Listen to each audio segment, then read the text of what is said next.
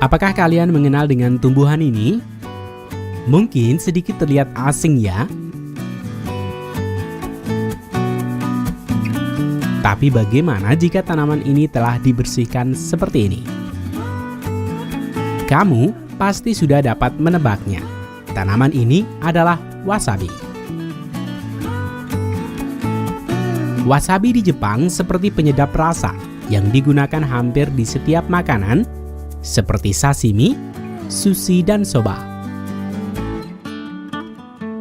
Tangkai tanaman ini memiliki aroma harum sekaligus rasa tajam yang menyengat hingga ke hidung.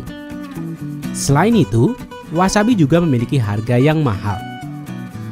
Namun di sisi lain, wasabi juga terkenal sebagai tanaman tersulit untuk ditanam secara komersial di dunia. Lalu, bagaimana proses pertanian wasabi?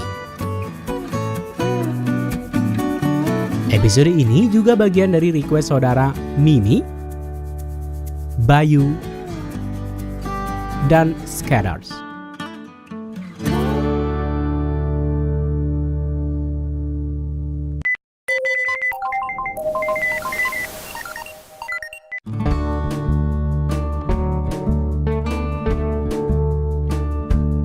Wasabi merupakan tanaman asli Jepang yang termasuk dalam tanaman herbal dari suku kubis-kubisan.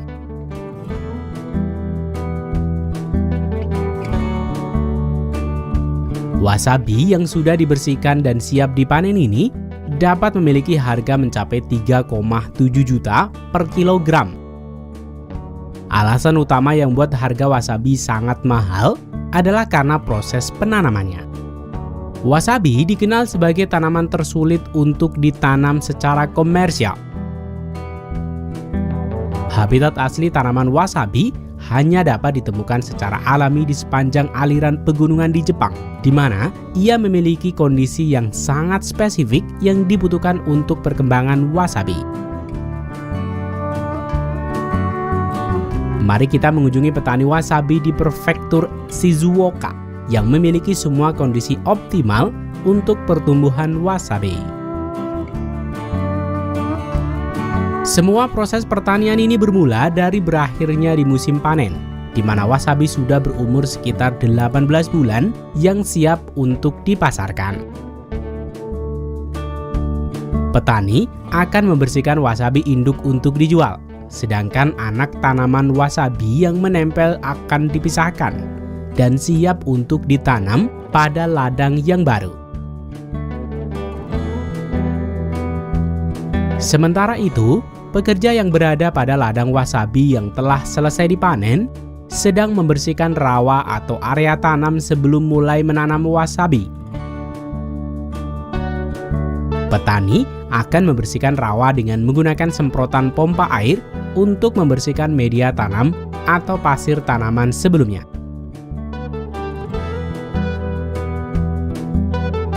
Setelah selesai dengan membersihkan lahan, petani akan membuat media tanam yang baru dengan mencampurkan partikel pasir yang memiliki ukuran berbeda-beda. Campuran partikel pasir ini selain berguna untuk tempat wasabi menancapkan akar, juga berfungsi sebagai filter air yang mengalir ke ladang.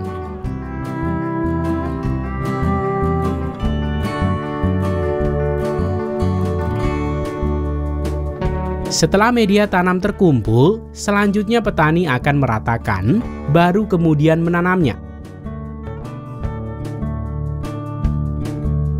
Wasabi yang bagus hanya ditanam pada ladang yang memiliki aliran air mengalir sepanjang tahun dengan suhu air antara 13 hingga 18 derajat Celcius.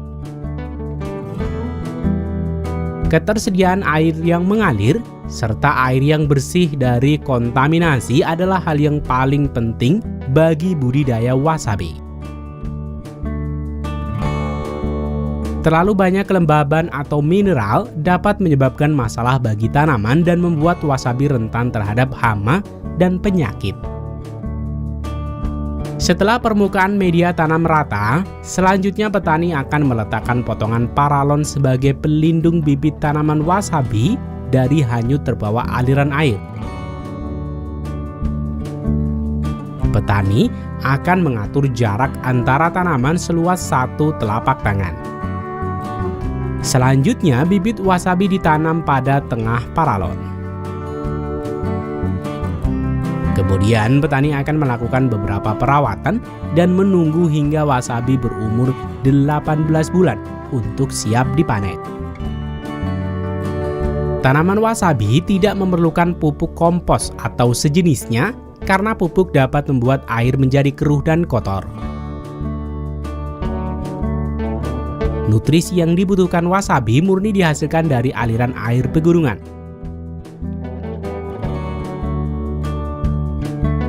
Sehingga hal yang perlu diperhatikan oleh petani adalah aliran air yang terus mengalir dan bersih.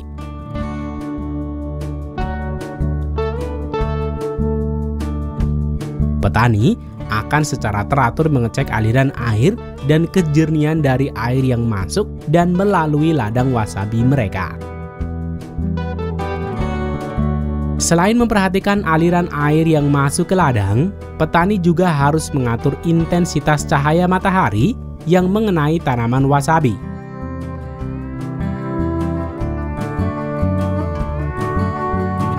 Sinar matahari yang terlalu banyak atau sedikit yang diterima tanaman wasabi membuat hasil wasabi yang kurang baik. Hal ini kenapa petani harus mengatur jumlah matahari yang tepat. Usaha petani untuk mengatur jumlah matahari yang tepat yang diterima tanaman ini adalah dengan memasang jaring-jaring.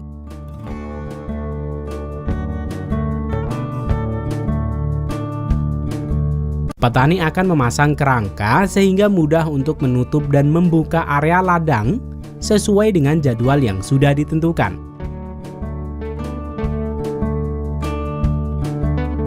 Sehingga menghasilkan jumlah asupan matahari yang seimbang untuk tanaman wasabi.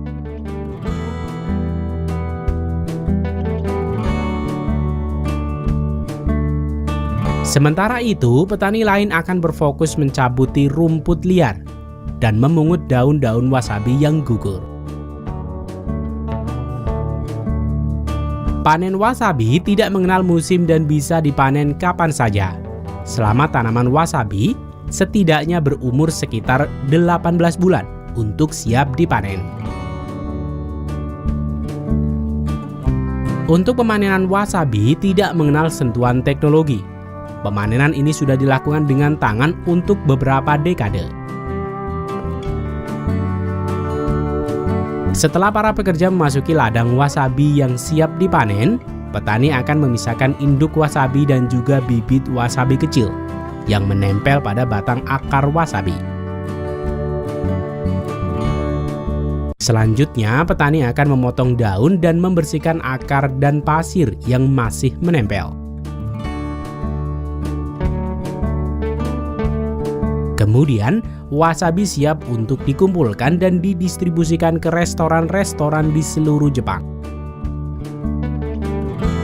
Biasanya, wasabi akan dijual dalam kondisi yang masih utuh seperti ini, dan baru diparut atau dihaluskan ketika akan digunakan. Hal ini karena rasa pedas dan harum wasabi berasal dari reaksi kimia yang terjadi ketika wasabi diparut. Namun reaksi ini mulai hilang setelah 5 menit. Dan setelah 30 menit, hampir semua rasa khas wasabi akan hilang.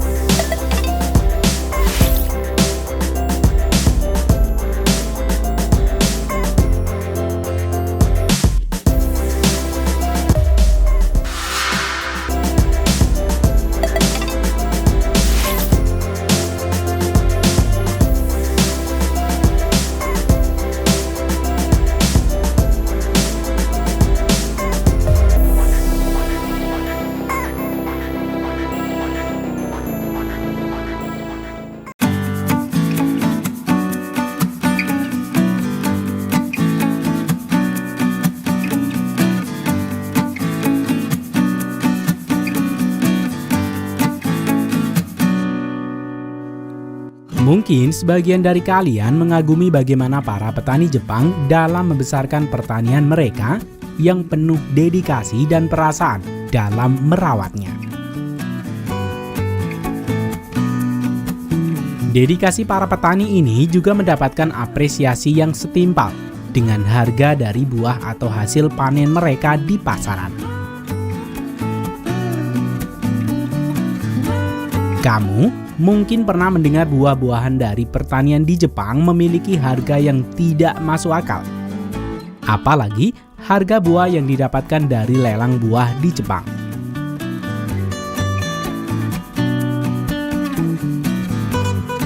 Perlu kamu tahu, melon jenis Yubari King dapat mencapai harga $45.000 atau setara 600 juta.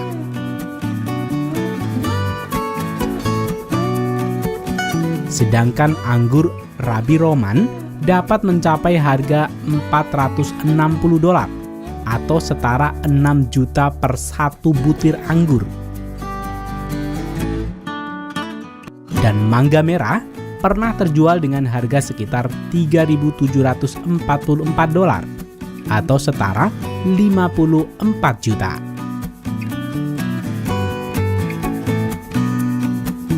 Perlu kamu tahu, harga itu hanya berlaku untuk buah yang dihasilkan dan dibudidayakan di negara Jepang oleh orang Jepang. Lalu, apa yang membuat buah-buah yang dihasilkan dari Jepang sangat mahal?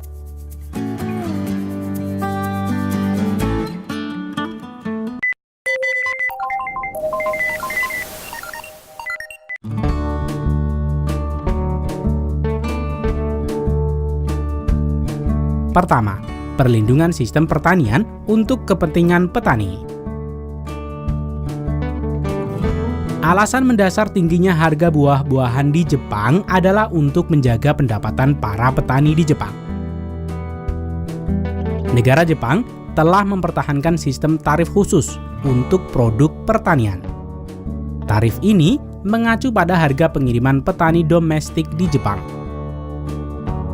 Selain kebijakan pemerintah, organisasi perdagangan, asosiasi pertanian nasional dan lokal memiliki suara yang bersatu dan memiliki keunggulan geografis dalam pemilu. Tidak ada partai politik yang berani mengabaikan petani di Jepang. Pendapatan tahunan rata-rata petani di Jepang melebihi 7 juta yen, yang kira-kira setara dengan pegawai negeri sipil setempat. Namun, Jepang tidak memiliki lahan yang luas, sehingga untuk meningkatkan pendapatan petani, harga hasil pertanian seperti buah-buahan akan diapresiasi dengan harga yang mahal.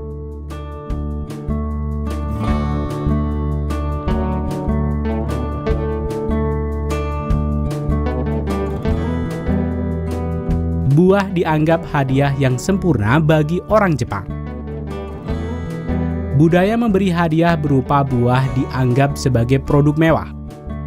Hadiah buah tidak hanya diberikan pada acara-acara khusus, tetapi sebagai bagian dari tradisi timbal balik untuk menunjukkan penghargaan serta membangun hubungan dalam status sosial. Selain itu, sikap atau tanggapan orang Jepang terhadap buah berbeda dari sikap terhadap sayuran. Sebab sayuran dikonsumsi setiap hari dan merupakan kebutuhan. Sehingga, jika orang Jepang akan membeli sesuatu yang bukan kebutuhan, mereka lebih suka mengeluarkan uang lebih banyak untuk sesuatu yang sempurna.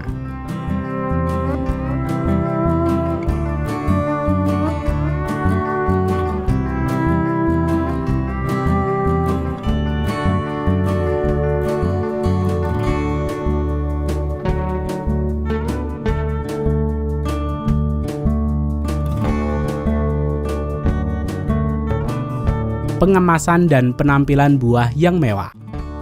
Harga mahal dari buah-buahan ini tidak hanya berlaku pada lelang, melainkan buah yang tersedia untuk umum di toserba pada umumnya juga memiliki harga yang jauh dari murah.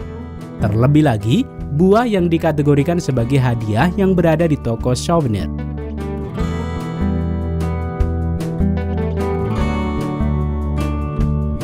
Buah-buahan ini mendapat perhatian khusus terutama pada pengemasannya yang mewah serta pencegahan dari potensi terkena benturan.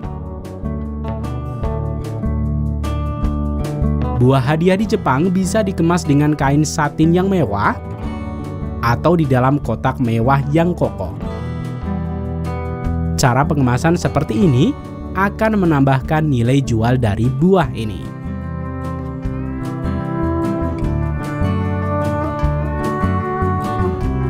Rasa dan kualitas yang khusus. Meskipun mungkin bisa dikatakan bahwa penampilan adalah segalanya di Jepang, tetapi rasa juga harus sesuai dengan tampilan yang sempurna dari buah ini.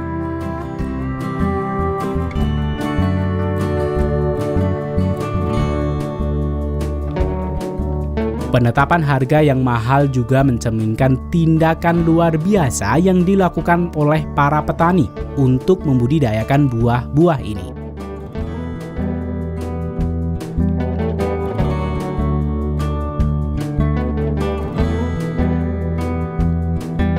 Misalnya, melon ditanam hanya di beberapa area yang dianggap memberikan iklim pertumbuhan yang optimal.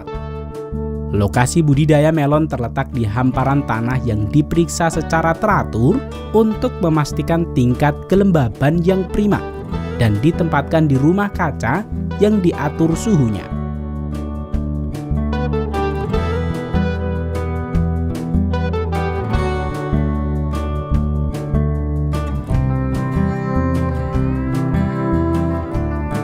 Ketika bakal buah tumbuh banyak, beberapa buah akan dihilangkan untuk memungkinkan hanya yang terbaik yang berkembang, sehingga nilai buah pun akan bertambah.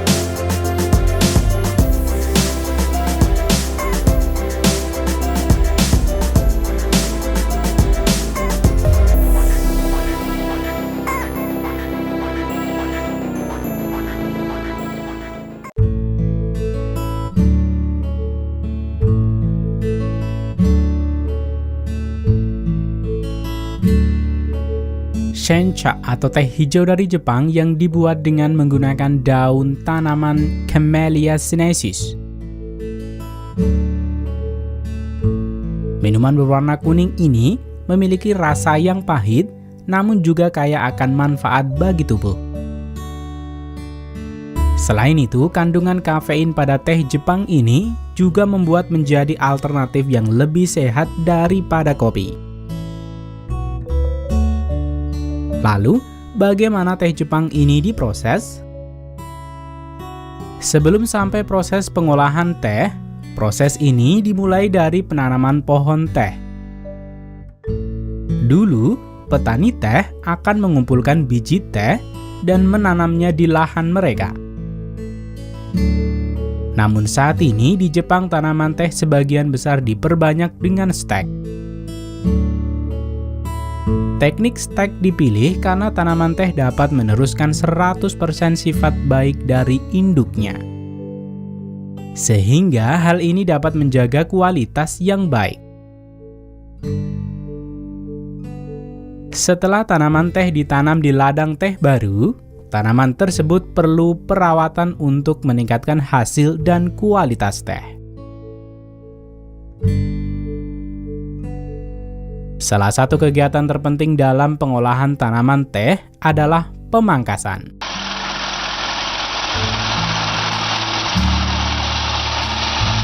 Tanaman teh dipangkas secara rutin sepanjang tahun untuk menjaga mereka pada ketinggian yang mudah diakses dan memberi ruang bagi tunas baru untuk keluar.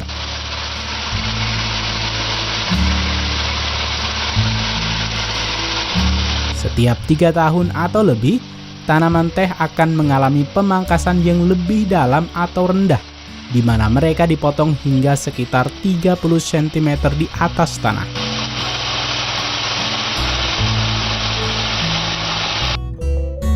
Selanjutnya adalah proses musim pemanenan. Di Jepang, musim panen teh berlangsung dari musim semi ke musim gugur dan tergantung pada area lahan tersebut. Biasanya ada 3-4 musim panen karena dibutuhkan sekitar 1,5 bulan untuk tunas baru tumbuh kembali. Pemanenan pada musim semi adalah pemanenan paling penting dalam proses teh Jepang. Karena saat itulah teh yang paling berharga dan kelas tertinggi seperti matcha, gyokuro, dan sencha diproduksi.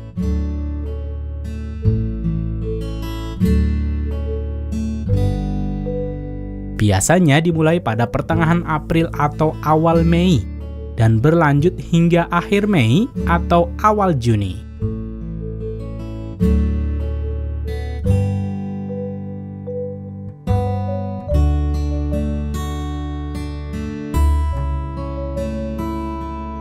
Metode pemanenan yang lazim di Jepang terdapat 2 cara untuk daerah pegunungan dan daerah dataran. Pada daerah lereng atau pegunungan, pemanenan biasanya menggunakan mesin panen teh. Alat ini dipegang oleh 2 orang dari setiap sisi deretan teh. Mesin ini terdiri dari pemangkas melengkung dengan tas panjang dan tabung peniup udara yang mendorong daun yang baru dipotong ke dalam tas. Jumlah panen mesin ini dalam sehari sama dengan pekerjaan 25 hingga 30 orang.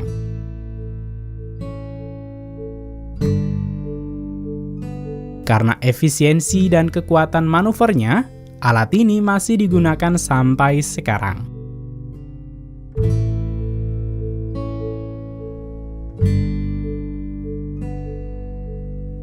Sementara pemanenan di tanah datar menggunakan kendaraan atau mesin pemanen khusus yang lebih maju dan umumnya digunakan hingga saat ini.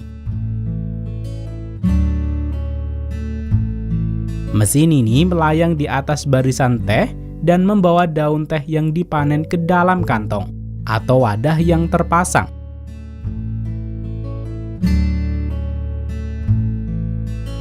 Mesin ini dikatakan mampu memanen hingga 1 ton daun teh mentah dalam sehari.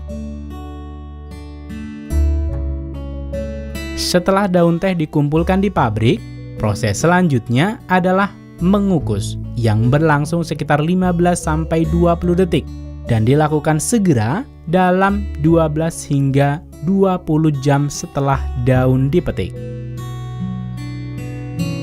Tujuan dari pengukusan ini adalah untuk mencegah daun teroksidasi. Proses selanjutnya adalah pengeringan. Proses ini dimulai segera setelah pengukusan selesai. Selama proses ini, serat dilunakkan memungkinkan komponen rasa teh dilepaskan. Ada beberapa tahapan penggulungan, dimulai dengan penggulungan longgar dan berpuncak dengan putaran ketat, memberikan daun mereka bentuk jarum tipis yang khas. Pada saat daun telah mulai pengeringan air, kadar air sebagian besar telah dihilangkan. Ini secara efektif mencegah kualitas daun berubah, sehingga mempertahankan karakter asli teh sebanyak mungkin. Setelah proses pengeringan dan penggulungan, daun disortir. Tunas, batang dan serpian yang pecah selama proses penggulungan disaring. Demikian pula daun kasar yang lebih besar, yang tidak menggulung menjadi seperti jarum.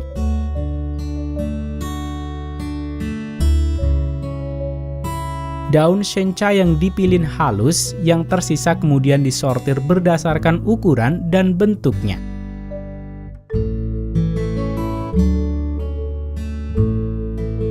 Untuk digunakan kemudian dalam proporsi tertentu selama proses pencampuran di pabrik pengemasan.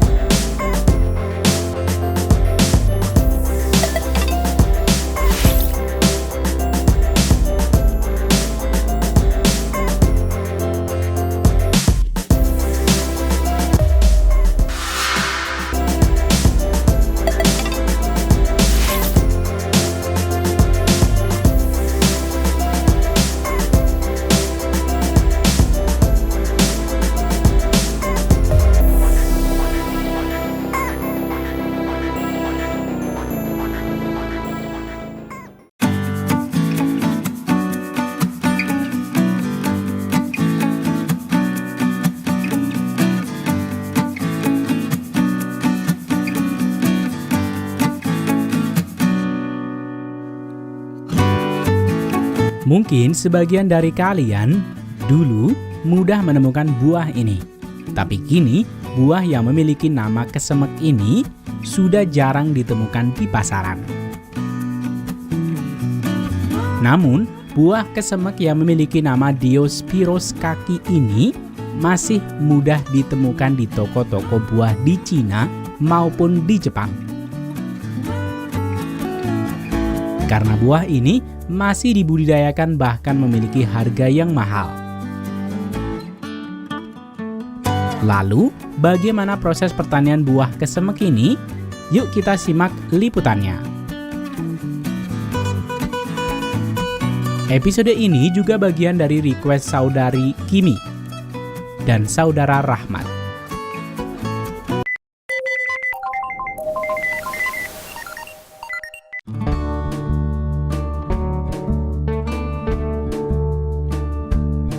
Buah kesemek ini memiliki habitat asal dari negara Cina. Namun, pada kali ini kita akan mengunjungi petani buah kesemek di Jepang.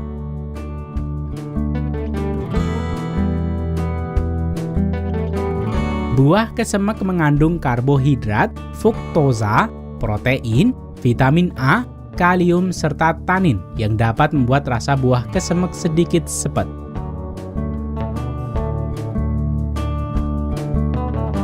Selama berabad-abad, Jepang telah mengkonsumsi kesemek dengan cara dikeringkan, yang disebut dengan hoshigaki, dengan menggunakan metode tradisional.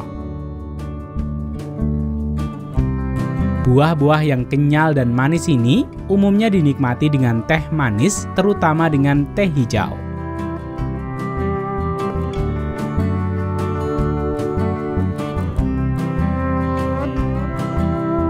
Kembali ke perkebunan kesemek, pada dasarnya budidaya tanaman buah kesemek dapat dilakukan dengan cara stek, melalui biji, atau menggabungkan keduanya dengan cara okulasi, yang lebih lazim digunakan oleh para petani.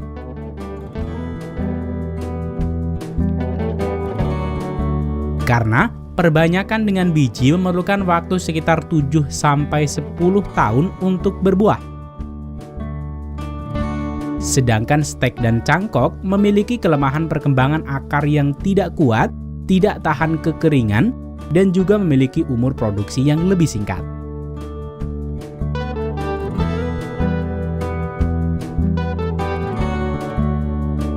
Setelah memiliki bibit pohon kesemek dan sekitar awal bulan Maret, di mana musim semi mulai datang, petani akan menanamnya di ladang buah kesemek. Petani akan membuat ukuran lubang dengan kedalaman 50 cm dengan 2/3 bagian diisi dengan pupuk kompos.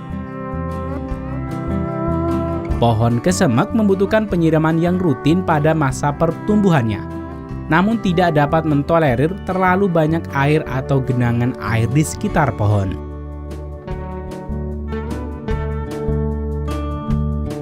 Sementara itu, di tempat lain di mana pohon-pohon kesemek tua ini berada, petani akan melakukan pemangkasan setelah pohon-pohon ini menghadapi musim gugur dan musim dingin yang panjang. Petani akan memangkas cabang-cabang yang mengering dan mati karena tertutup salju, serta ranting-ranting kecil, sehingga petani hanya akan menyisakan cabang-cabang besar saja. Hal ini dilakukan untuk membatasi tinggi pohon dan pergerakan batang.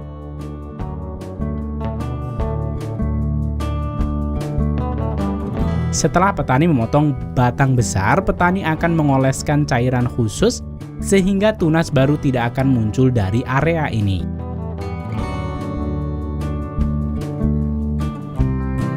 Setelah pemangkasan selesai, petani akan melanjutkan perawatan berikutnya,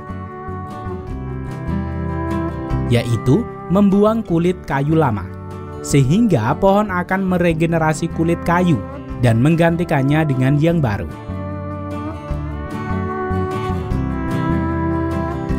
Untuk menghindari melukai pohon saat pembersihan kulit kayu ini, petani akan menggunakan semprotan air bertekanan tinggi untuk menyingkirkan kulit lama.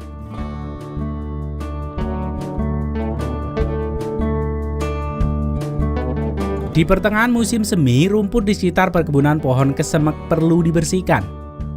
Petani biasanya menggunakan alat pemotong rumput yang dapat dinaiki seperti ini. Setelah gulma teratasi, petani akan menyebarkan pupuk yang disediakan oleh pemerintah. Petani akan menggunakan alat semacam semprot untuk meratakan pupuk di sekitar pohon kesemek. Kemudian di pertengahan bulan Maret, pohon mulai kuncup dan berkembang hingga menjadi cabang-cabang baru. Sekitar bulan Mei, cabang-cabang mulai berbunga, di mana bunga-bunga ini akan berbuah menjadi buah kesemek pada bulan Juni.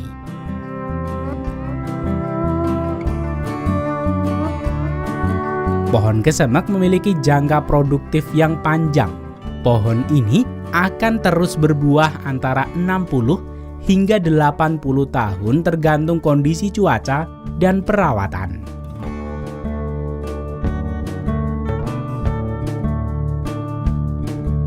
Orang Jepang mengidamkan kesempurnaan. Itu mengapa ketika buah kesemek ini masih muda dan tumbuh lebat,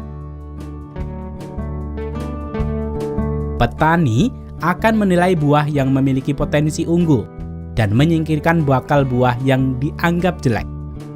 Sehingga petani hanya akan merawat buah terbaik saja.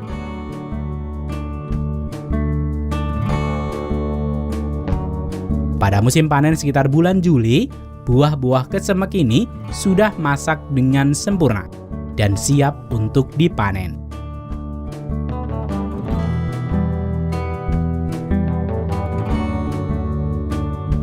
Pemanenan buah kesemek dilakukan secara manual, yaitu dipetik dengan tangan.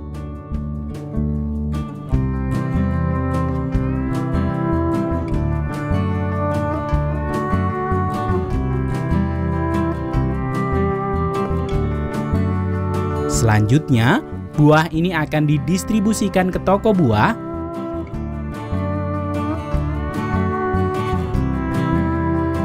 atau pengrajin buah kesemek kering untuk para toko yang membuat hoshigaki.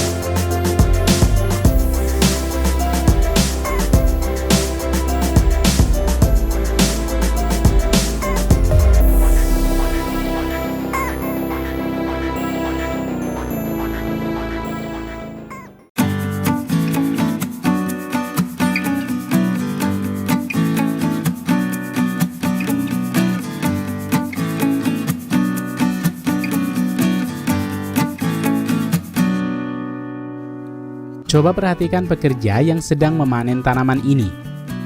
Sekilas, mungkin kalian akan mengira mereka sedang memanen jamur enokitake atau jamur jarum dari Jepang. Tapi, mari kita lihat lebih dekat apa yang sedang mereka panen.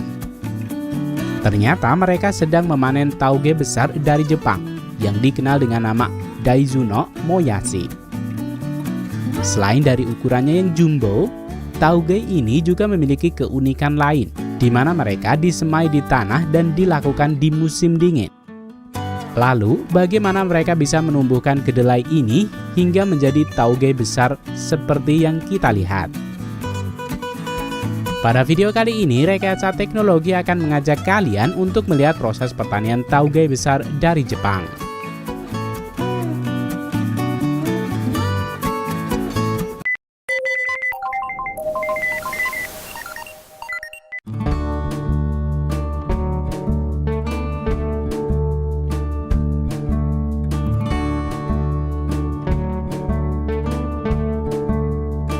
Rata-rata suhu musim dingin di Jepang dapat mencapai 0 hingga minus 10 derajat Celcius, tergantung berbagai faktor dan juga daerah tersebut. Sementara itu, suhu ideal untuk kedelai tumbuh menjadi tauge adalah 20 hingga 25 derajat Celcius. Lalu mengapa tauge besar ini terkenal dan sering ditanam di musim dingin? Ada beberapa alasan mengapa tauge besar di Jepang dibudidayakan saat musim dingin. Pertama, karena tauge sering digunakan dalam hidangan musim dingin, seperti sup miso dan nabe, membuat permintaan untuk tauge di Jepang meningkat di musim dingin. Terlebih lagi, budidaya tauge di musim dingin membutuhkan lebih sedikit energi dibanding dengan musim panas.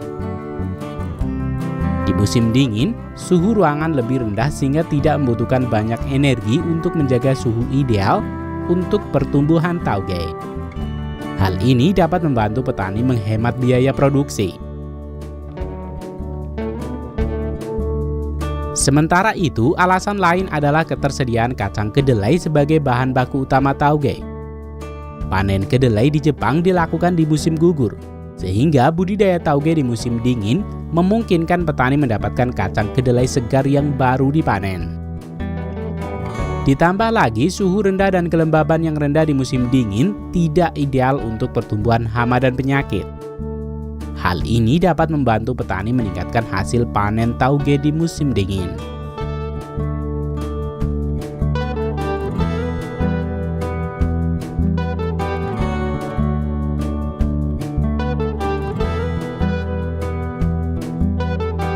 Proses budidaya tauge dimulai dengan pencucian kedelai.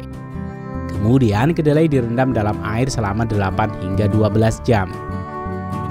Air rendaman diganti setiap 4 hingga 6 jam untuk menjaga kesegaran dan mencegah pertumbuhan bakteri. Sembari menunggu kedelai direndam, petani akan membuat galian persegi panjang sebagai tempat semaian kedelai. Galian ini dibuat dengan kedalaman sesuai dengan tinggi tauge yang diinginkan. Berikutnya, kacang kedelai yang sudah direndam akan disemai di atas tanah pada galian yang sudah disediakan. Pekerja kemudian menata kayu sebagai alat untuk menopang beban.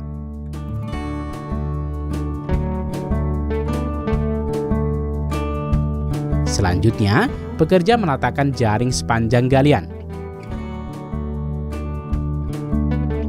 dan menutup kembali dengan tatami dan diakhiri dengan tumpukan jerami yang diratakan di atasnya.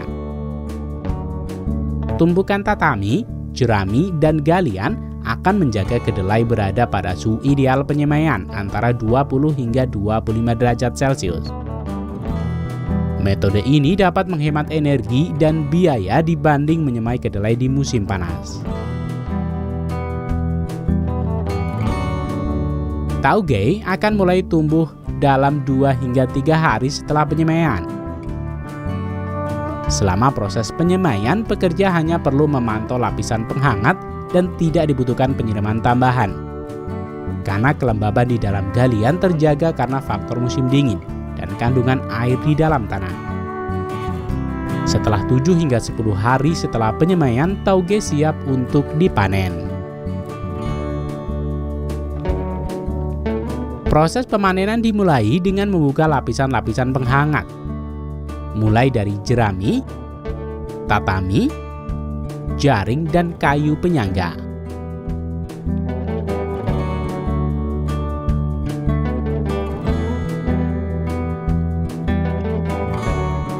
Selanjutnya, pekerja akan mengangkat tauge dengan alat bantu skop untuk mempermudah proses pencabutan akar tauge dari tanah.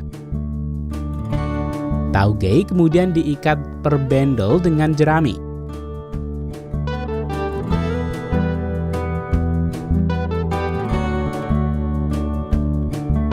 Tauge ini kemudian dicuci serta dirapihkan potongannya. Baru kemudian tauge siap untuk dijual. Sementara untuk produk yang dijual di toko swalayan akan dikemas dalam kemasan plastik.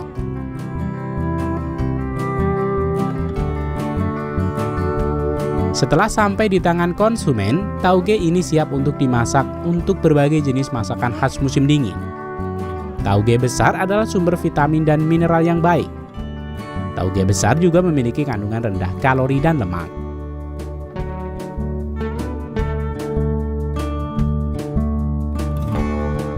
Kini, Anda tahu bahwa kenapa tauge besar di Jepang ditanam di musim dingin. Ternyata menanam tauge di musim dingin dapat membantu petani menghemat uang dan menyediakan makanan segar di musim dingin.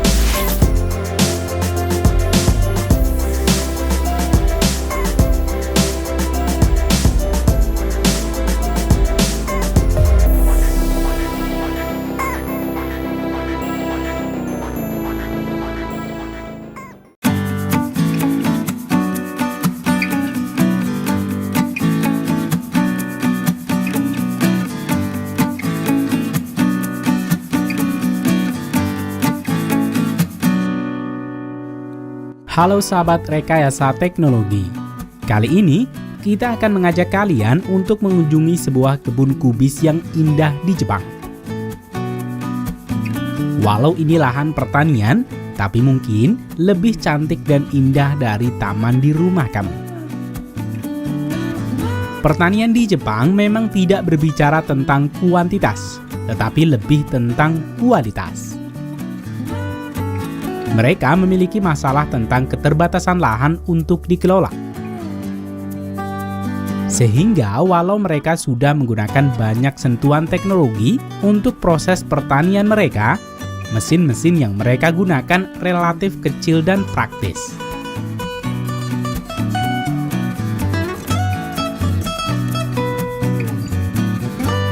Lalu, bagaimana proses pertanian kubis di Jepang?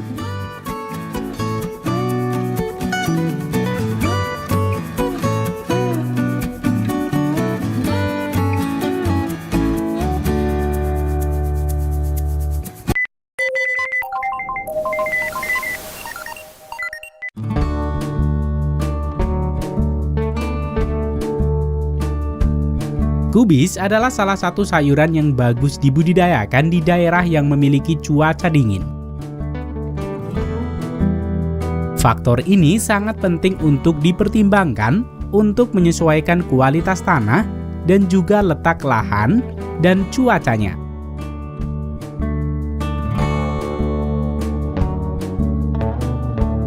Di negara yang memiliki 4 musim seperti di Jepang, kubis biasanya ditanam di akhir musim panas dan dipanen pada musim semi atau musim dingin.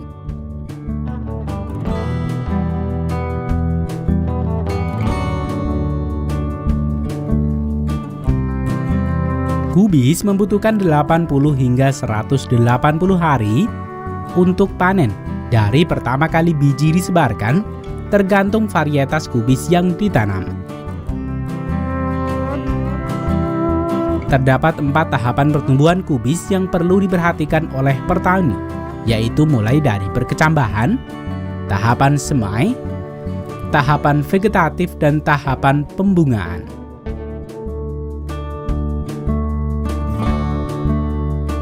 Pada tahap perkecambahan, para petani akan menggunakan semai tripad sebagai tempat untuk menampung biji kubis.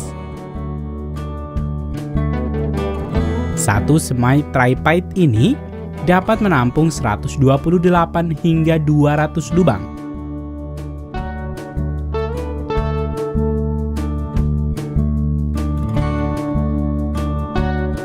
Untuk menanam biji kubis, petani biasa menggunakan alat semacam ini.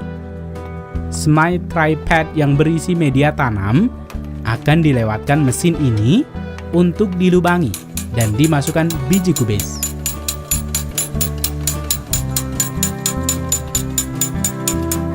Biji kubis ini akan bertunas atau berkecambah dalam waktu 3 hingga 4 hari.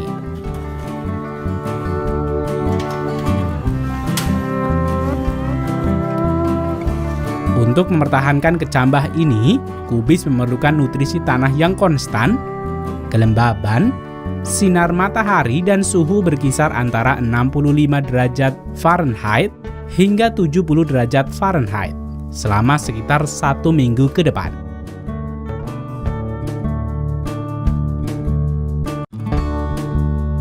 Penyiapan lahan kubis.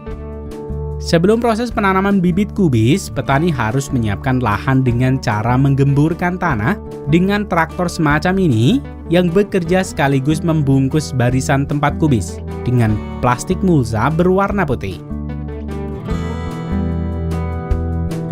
Plastik ini berguna untuk melindungi kubis dari serangan gulma dan juga mempermudah penggantian bibit saat panen.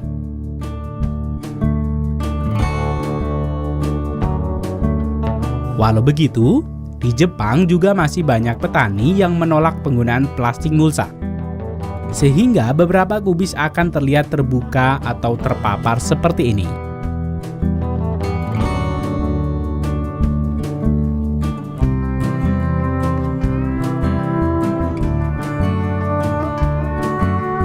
Pembibitan kubis. Setelah melalui proses perkembangan selama 10 hari atau maksimal 2 minggu, bibit-bibit ini harus segera ditanam di lahan yang sudah disediakan.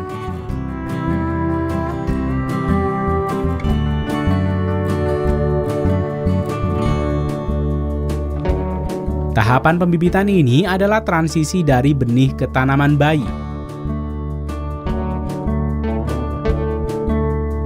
Pada proses penanaman kubis ini, petani biasanya menggunakan traktor tangan ataupun yang dapat dikendarai sesuai dengan peralatan yang digunakan oleh petani. Traktor ini dapat membantu petani untuk menanam kubis lebih cepat.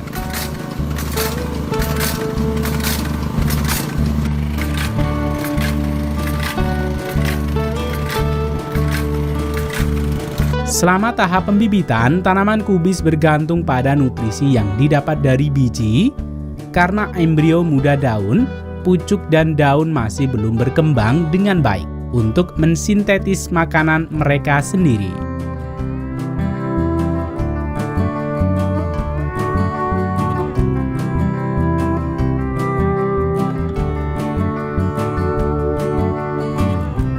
Tahapan vegetatif.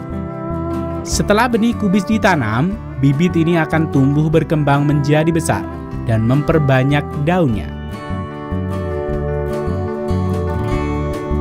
Tahapan perkembangan ini dikenal sebagai tahapan vegetatif. Selama tahapan vegetatif kubis, daun benih embrio muda akan berkembang menjadi daun sejati. Radikula embrio muda akan berkembang menjadi akar sejati, dan tunas akan berkembang menjadi batang.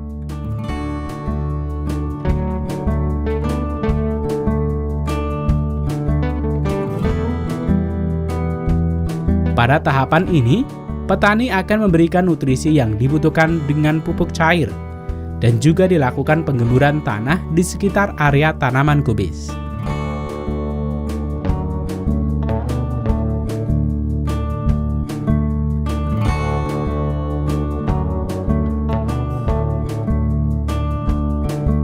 Tahapan pembungaan. Ini adalah tahapan terakhir dari pertumbuhan dalam siklus hidup kubis. Ketika struktur telah mencapai kematangannya, tanaman kubis akan mulai menghasilkan bunga. Proses menghasilkan bunga dikenal sebagai pembungaan. Proses ini akan digunakan hanya oleh petani yang ingin menggunakan biji bunga ini untuk musim tanam selanjutnya.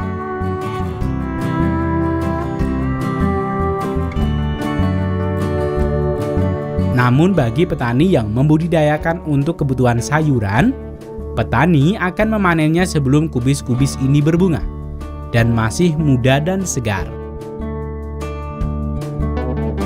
Sebagian besar petani di Jepang akan menggunakan traktor pemanen seperti ini untuk mempercepat pekerjaannya, di mana mesin ini akan dikendalikan oleh satu orang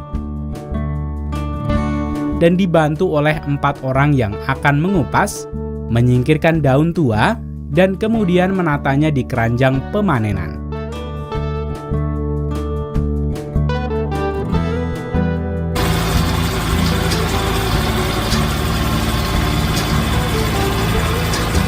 Namun sebagian kecil lainnya akan memanen dengan manual.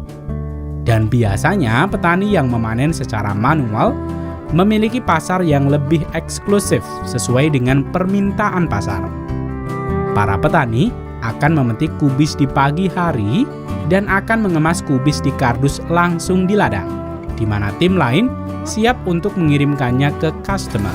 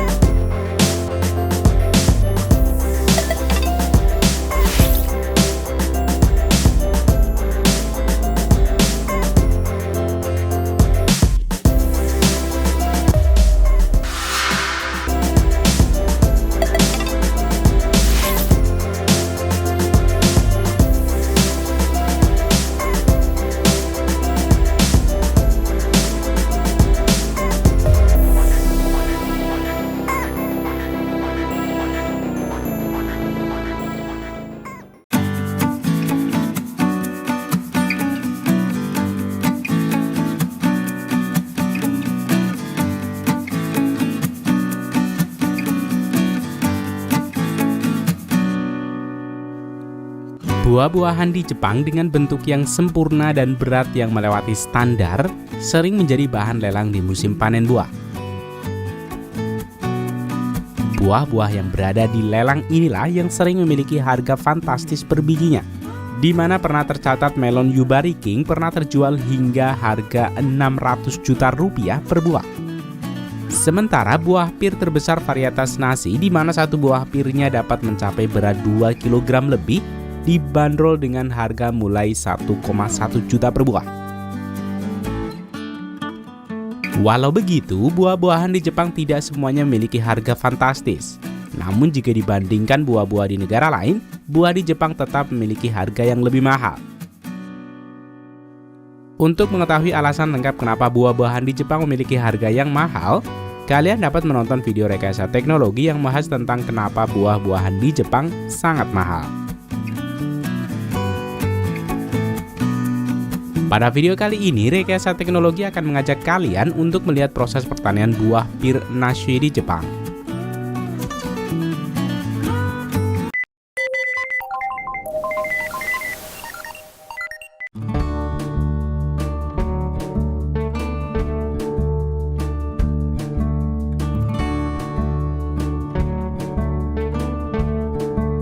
Secara umum, untuk buah-buahan ini dihargai dengan harga yang fantastis dan berstatus mewah. Buah-buahan ini harus memenuhi peraturan yang ditetapkan oleh Koperasi Pertanian Jepang dan memiliki sertifikat produk sehingga dapat dijual kembali.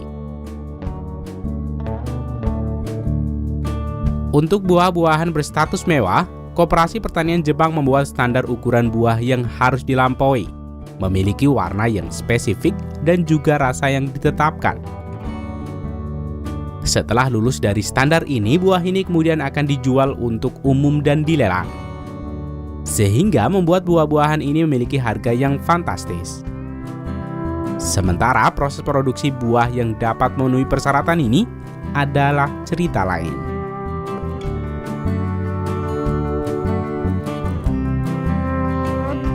Salah satu pertanian buah pir terbesar yang dapat memenuhi kriteria dari Koperasi Pertanian Jepang berasal dari pertanian buah pir nashi di Prefektur Tochigi, yaitu prefektur yang terletak di wilayah Kanto di Jepang. Perkebunan buah pir ini dimiliki oleh petani Kaju Suzuki. Pertanian buah pir di Jepang melibatkan beberapa proses penting yang harus diikuti untuk memastikan kualitas dan produktivitas yang tinggi.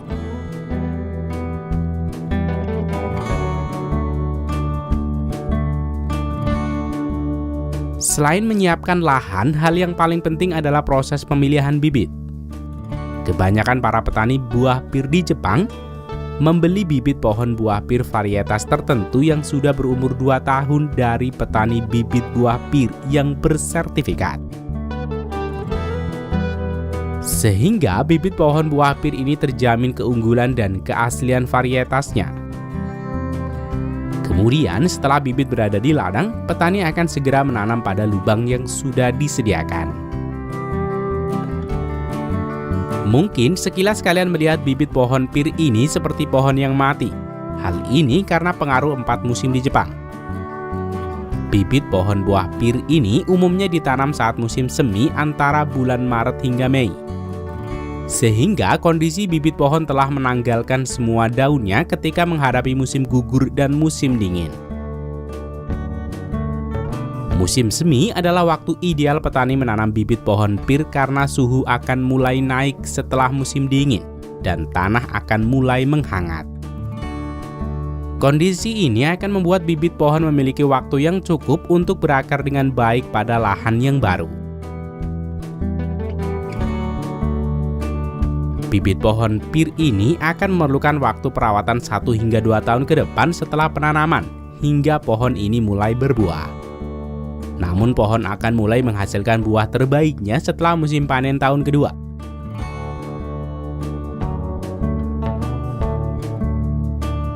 Untuk memastikan tumbuh kembang yang baik, petani harus melakukan perawatan dengan membersihkan lahan dari gulma dan sampah organik lainnya seperti ranting kering. Pekerja juga akan membuat drainase di antara barisan pohon untuk membuang air berlebih dan juga menggemburkan tanah. Sementara pupuk yang digunakan adalah pupuk organik yang dibuat oleh petani sendiri.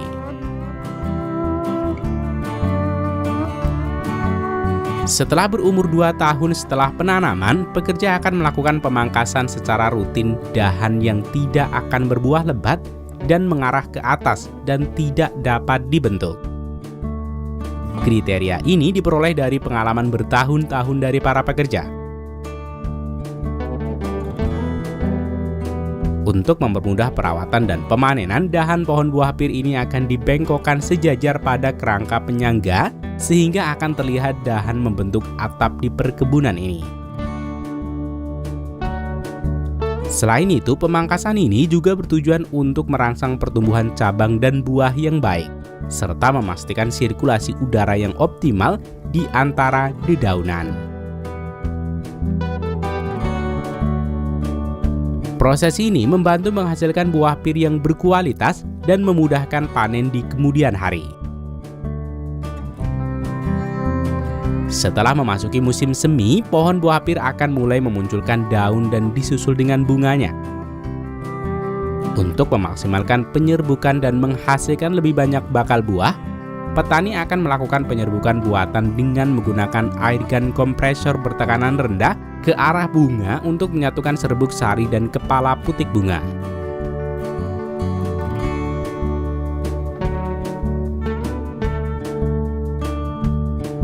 Setelah pertengahan musim semi, bakal buah akan mulai muncul dan rumput mulai tebal sehingga pekerja menurunkan mower untuk memangkas gulma di sekitar pangkal pohon. Sementara itu, pekerja lain akan membawa jaring ke ladang dan merentangkannya di atas kerangka tali di atas pohon buah pir. Jaring ini bertujuan untuk melindungi buah pir dari serangan hama burung beo dan burung jenis lainnya yang biasanya memakan buah pir. Setelah pemasangan ini, jaring dapat digunakan hingga 10 tahun ke depan dan petani hanya perlu menggulung dan memasangnya sesuai dengan musim yang ada.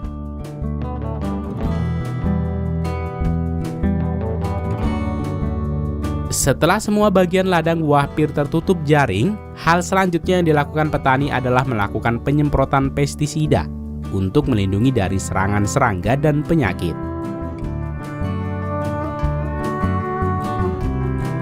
Setelah mulai banyak bakal buah pir tumbuh, petani akan menurunkan banyak pekerja untuk membantu menyingkirkan bakal buah yang tidak sesuai kriteria. Pekerja baru dapat membawa lembaran panduan untuk membedakan bakal buah yang harus dibuang dan bakal buah yang akan menjadi besar. Selain untuk menyingkirkan bakal buah yang kurang baik, penjarangan bakal buah juga dapat membuat pohon mengkonsentrasikan nutrisi yang ada kepada bakal buah terbaik yang masih ada, sehingga dapat tumbuh dengan maksimal.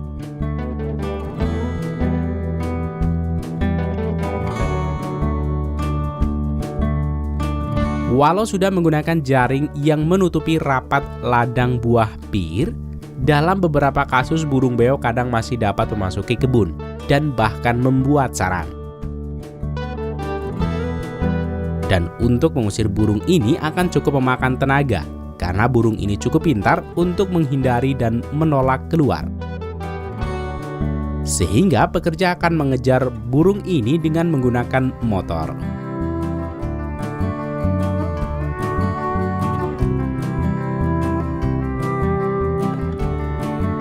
Buah pir akan mulai masak di bulan September atau sekitar di akhir musim gugur dan awal musim dingin. Karena buah pir sering digunakan sebagai hadiah yang istimewa untuk orang Jepang, buah pir ini dapat dipesan dengan ukiran nama pada kulit buah pir saat belum masak. Pemesanan ini dapat melalui website sehingga ukiran ini akan terlihat jelas saat buah masak. Pemesanan ini juga akan dikenakan harga tambahan kepada konsumen. Kemudian di bulan Oktober, pemanenan buah pir dapat dimulai dengan cara memilih buah pir dengan kematangan sedang sehingga proses pemanenan ini dapat dilakukan bertahap sesuai dengan tingkat kematangan setiap buah.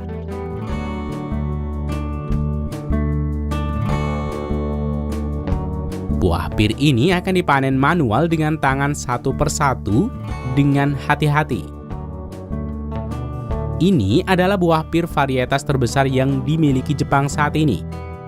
Buah pir yang lebih besar dari buah pir Nikori dengan rasa yang lebih manis dan lembut. Buah pir harus memiliki sel batu yang akan membuat buah ini memiliki tekstur crunchy dan renyah. Buah pir varietas nasi ini memiliki sel batu tingkat 10.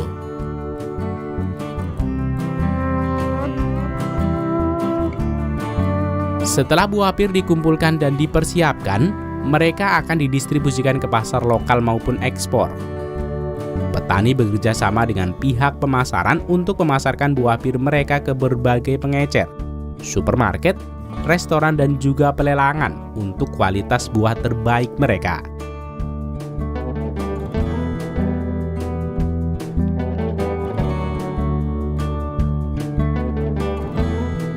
Kualitas buah pir yang baik dengan standar Jepang memainkan peran penting dalam menjaga permintaan dan popularitas buah pir Jepang di pasaran domestik maupun internasional.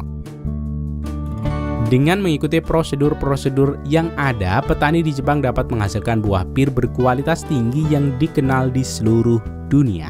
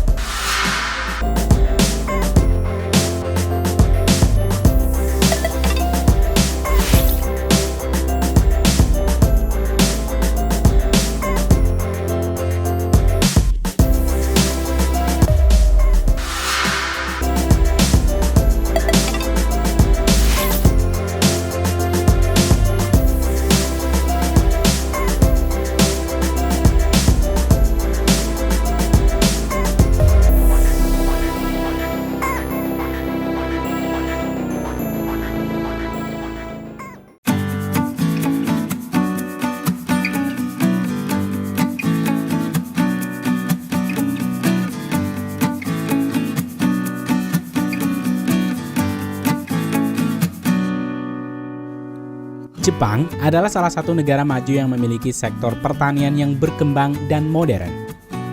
Walaupun hanya memiliki 12% luas daratan yang dapat digunakan untuk bercocok tanam, Jepang mampu memproduksi berbagai macam hasil pertanian.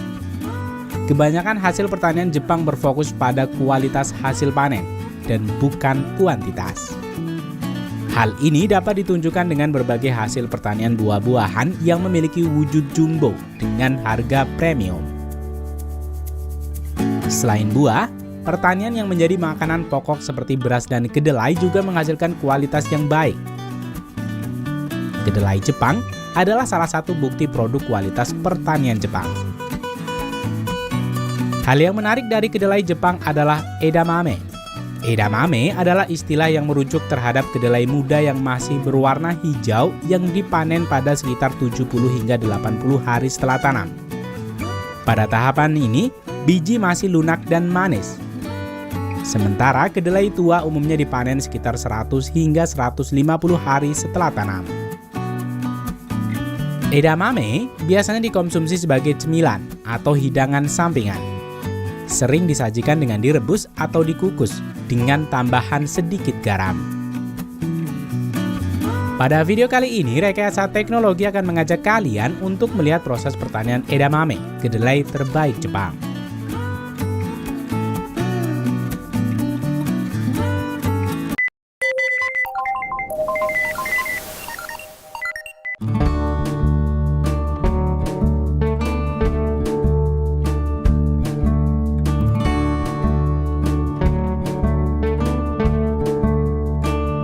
Secara garis besar, petani Jepang dapat menghasilkan hasil panen yang berkualitas tidak hanya pada peran teknologi dan etos kerja yang tinggi, tetapi juga adanya peran pemerintah yang kuat dalam melindungi petani dalam negeri.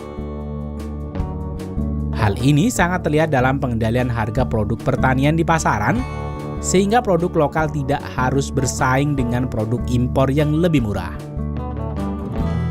Pemerintah juga mengatur jenis tanaman yang ditanam sesuai dengan permintaan pasar. Selain itu, pemerintah juga membeli hasil panen dari petani dengan harga wajar dan stabil. Subsidi pertanian juga sangat stabil seperti bantuan bibit, alat pertanian, pelatihan, dan pupuk. Meskipun luas lahan pertanian di Jepang secara keseluruhan terbatas, namun setiap petani memiliki lahan yang cukup luas untuk menghasilkan produk berkualitas. Rata-rata luas lahan pertanian per petani di Jepang adalah 1,5 hektar. Hal ini membuat petani Jepang dapat mengolah lahan mereka dengan lebih baik dan efisien serta dapat menerapkan teknologi pertanian yang canggih. Seperti halnya pertanian yang lainnya, proses pertanian edamame dimulai dengan penyiapan lahan. Petani akan menurunkan mesin traktor yang akan menarik serangkaian mesin compact yang akan melakukan 3 pekerjaan sekaligus. Rangkaian pertama berisi barisan pisau bajak berputar yang akan memecah gumpalan tanah sehingga dapat meningkatkan aerasi dan drainase. Proses ini penting untuk pertumbuhan akar kedelai yang optimal. Rangkaian berikutnya berisi barisan bak pupuk dasar dan juga barisan bak penampung biji kedelai. Keduanya diaplikasikan secara bersamaan namun tidak pada barisan yang sama. Pada suhu yang tepat antara 10 hingga 12 derajat Celcius, biji kedelai akan mulai tumbuh dan memiliki 2 hingga 3 daun sejati setelah berumur 2 hingga 3 minggu. Selama masa pertumbuhannya, tanaman kedelai membutuhkan air sekitar 450 hingga 700 mm air selama siklus pertumbuhan yang berlangsung sekitar 90 hingga 120 hari. Untuk menghemat dan mengefisiensikan penggunaan air, banyak petani mengaplikasikan irigasi tetes pada lahan yang luas. Pemasangan irigasi tetes memastikan bahwa tanaman kedelai edamame mendapatkan air secara konsisten dan merata yang mendorong pertumbuhan tanaman yang optimal. Hal ini dapat meningkatkan hasil panen dan kualitas polong edamame. Selain memenuhi kebutuhan air, petani juga harus memperhatikan penyiangan gulma secara berkala untuk mengurangi persaingan dengan tanaman utama. Petani menurunkan traktor kecil yang berjalan di antara barisan tanaman kedelai dan menarik serangkaian alat penyiang yang menggaruk tanah di sekitar pangkal tanaman kedelai. Penyiangan gulma juga berfungsi untuk meningkatkan sirkulasi udara dan memudahkan pemeliharaan tanaman. Beberapa hama yang umum menyerang edamame adalah nematoda. Nematoda dapat menyebabkan pembengkakan pada akar dan mengganggu penyerapan nutrisi dan akan mengakibatkan pertumbuhan tanaman yang terhambat. Petani biasanya menurunkan traktor penyemprot atau boom sprayer yang dilengkapi dengan batang pipa panjang dengan nozzle di sepanjang pipa untuk menyemprotkan cairan Steiner Nema SP. Seperti yang telah disebutkan sebelumnya, edamame adalah merujuk pada kedelai muda. Sehingga edamame akan dipanen saat kedelai berumur 70 hingga 80 hari setelah tanam. Untuk lahan yang kecil, petani akan memetiknya secara manual. Sementara untuk lahan yang lebih besar, petani akan menurunkan traktor harvester yang akan berjalan di antara barisan tanaman. Traktor ini akan memotong tanaman dari pangkal, kemudian memisahkannya antara edamame dengan batang dan daun yang dibuang melalui samping traktor.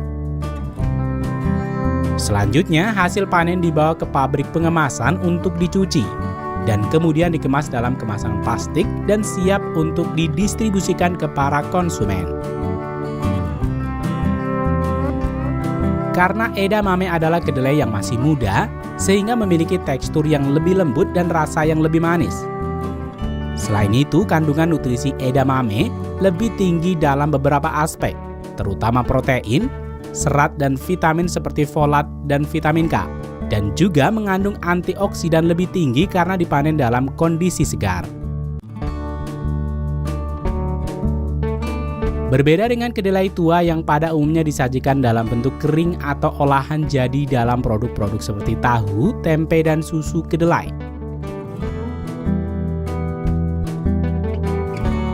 Edamame lebih sering ditemukan dalam bentuk segar atau beku, terutama di pasar swalayan atau restoran. Edamame biasanya dimasak, dikukus, atau bahkan ditumis.